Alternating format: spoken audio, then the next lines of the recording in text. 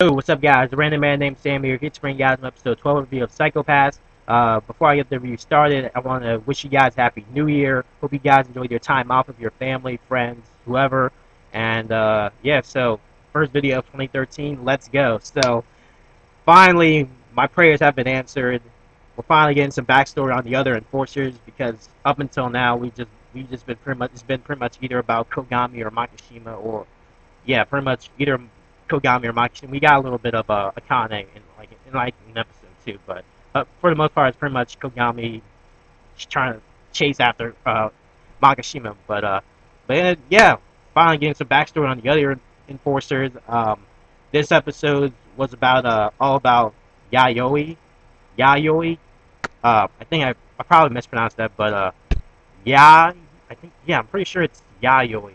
So yeah, because one of the main reasons why yeah, one of what's some of the minor reasons why I wanted the show to go more in depth into the other enforcers and explain how they become enforcers, because honestly I don't remember most of their names for shit. Like it wasn't until this episode that I found out the chick with the black hair's name was Yayoi. I already knew Shion's name.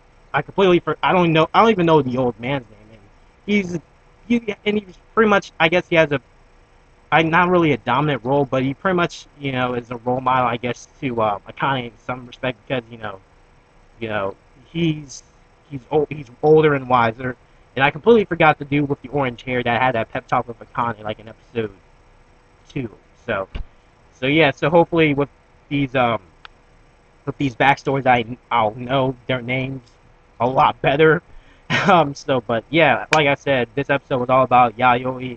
Apparently, before she was diagnosed as a latent criminal, she played the guitar, and and then just her hue became up to the level of a latent criminal.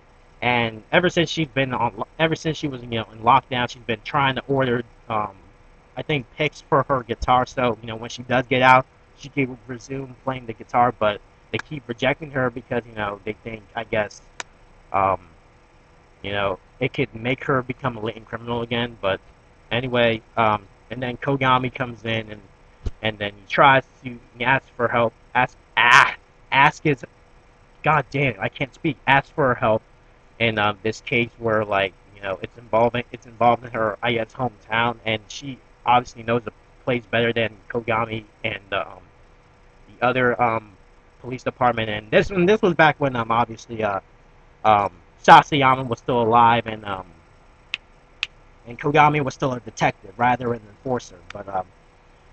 But overall, this was a pretty good episode. Like really, I would have never we would never have guessed that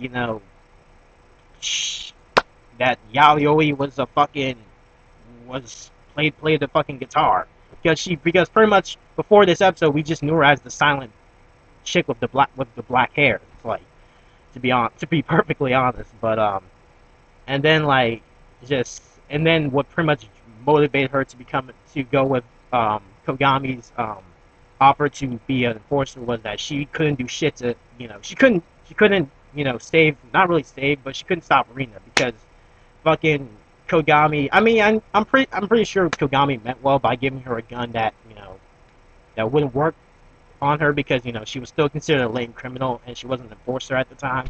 But yeah, like because she even though even though she was literally prepared to like shoot Rina down and stop her, um, she couldn't, because you know she's pretty much at the time she was pretty much no different than Rina, which I think at that point Rina was considered a latent criminal because she was trying to rebel against the civil system and whatnot. So, um, but just yeah, really good episode. Nothing really much to say otherwise besides Yaoi's backstory. Yeah, really, I don't know. To me personally, there really isn't that much to talk about. I mean, although Sasayama, I mean, I guess I could talk a little bit about Sasayama. Sasayama comes off as a cocky guy. I think Kogami mentioned he was some sort of a cocky dude back in like around episode 8, 6. No, yeah, around episode 6 or 7 when we had that brief flashback when Kogami was going after trying to go after um oh my god, Makishima and and Sasayama was, I think, either on the verge of death or was already dead. So but he always mentioned, yeah, pretty much mentioned that, Sasayama, I guess, pretty much charged in head first and just didn't really think about things before doing. You know, he pretty much acted before he thought of stuff. So but yeah, it was pretty much, I guess, you saw that in the episode when Sasayama just literally just destroyed that, was literally prepared to, destroy that guy, despite, the dude had a hostage. But, you know, uh, I don't know.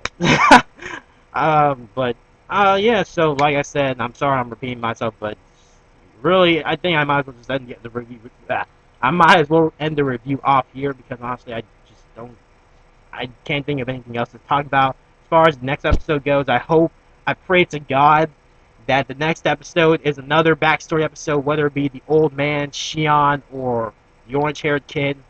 Um, but just, yeah, I just hope that, the next 3 or 4 episodes of Psycho Pass, is pretty much dedicated to backstories of the other enforcers before it goes back to the main plot where Kane is probably is in a fucked up state state of mind because, oh man, because she pretty much just she pretty much, she literally had her best friend killed right in front of her. So I'm pretty sure something is obviously going to happen to her, whether she just goes completely AWOL or what. But anyway, what are your predictions of next week's episode?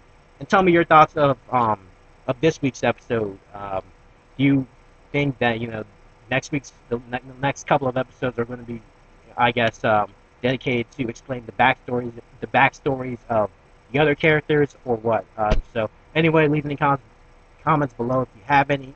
I'm the random man named Sam. Thank you guys again for watching, and I'll see you guys next Thursday.